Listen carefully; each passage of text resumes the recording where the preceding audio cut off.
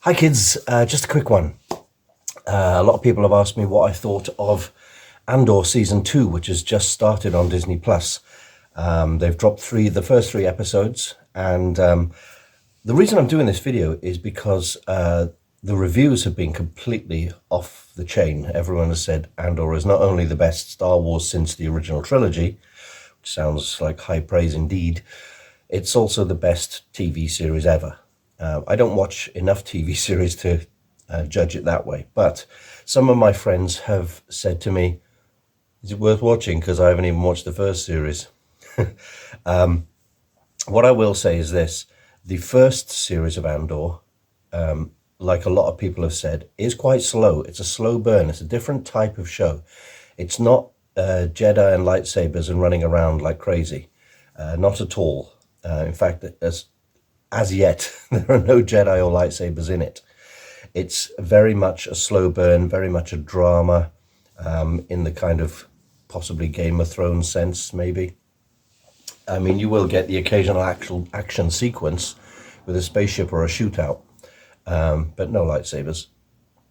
The one thing that I noticed about it is it feels like a Second World War drama, especially, you know, as if it was set in the occupied France, because in this case, Cassian Andor and his band of rebels or proto-rebels trying to fight back are the French resistance, and the Empire is, of course, the German army. Now, I will admit that I found the episodes quite slow and kind of dragged out for the first half of the first season. But when he gets to the prison, what's the word? situation, let's say, when Andy Serkis comes into the show, everyone agrees that it's much better, you know, because there's a definite kind of time limit, and there's a definite kind of aim, which is the goal is to get out of prison, to escape the prison. And that really saved the show, I think. A lot of people sort of picked up on it at the end and went, that's more like it. And now season 2 they're taking a slightly different tack. They're dropping it in 3 episodes at a time, and every 3 episodes they jump forward a year, and the season 2 should finish right up to the start of Rogue One. And apparently Diego Luna, who plays Cassian Andor, and everyone else said you'll want to watch Rogue One again after seeing the final episode, because you see it in a different light, knowing what Cassian's gone through. Now, the first 3 episodes have dropped, like I said. I watched them all the other day. And I think we're going to get a lot of the same criticisms. It is a slow burn. And what they tend to do is, I think the best way to describe it is, you know when you buy a jigsaw puzzle, you tip all the pieces out to start off with, and you start going, right, what have we got here? This is what they're doing for the first 3 episodes. No major shakes, but basically it's setting up all the characters, reminding you who the people are, and you know that something's going to happen. I mean, even in the first 2 episodes, Cassian spends some time on a planet, which will remain nameless for now, with a bunch of sort of ragtag, disorganized, bumbling freedom fighters who are basically a bunch of idiots who can't agree on anything. But I'm fairly sure you'll see them again. He'll go, I need to use these guys, or they'll be instrumental in setting up more of the rebellion. Otherwise, why use them? Anyway, the first 2 episodes are a bit like that. The 3rd episode is slightly better, and it deals with a wedding. So basically, in this 2nd season so far, the first quarter of it, we're jumping between at least 4 different scenarios. You've got Cassian doing his thing.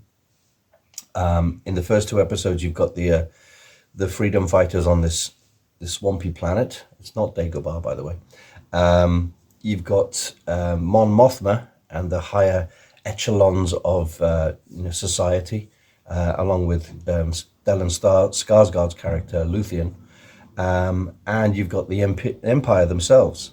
and what's going on there with Cyril and Dedra and the Imperials in general. Now, in the second season, the Imperials are beginning to, they're already in power, but they're beginning to forge ahead with new plans. If you know anything about Rogue One, you know what these plans are. And basically, they're looking for mineral resources on the planet. And it's not, as you would imagine, kyber crystals. It's a different thing called calcite. But I got a feeling that something's going to happen that makes them turn their attention to kyber crystals as opposed to this calcite stuff. That's just my fan theory. I haven't heard anything, but that's what I think it's going to be. If you were unimpressed with the slow pacing of the first season, you'll probably not be impressed by this one either.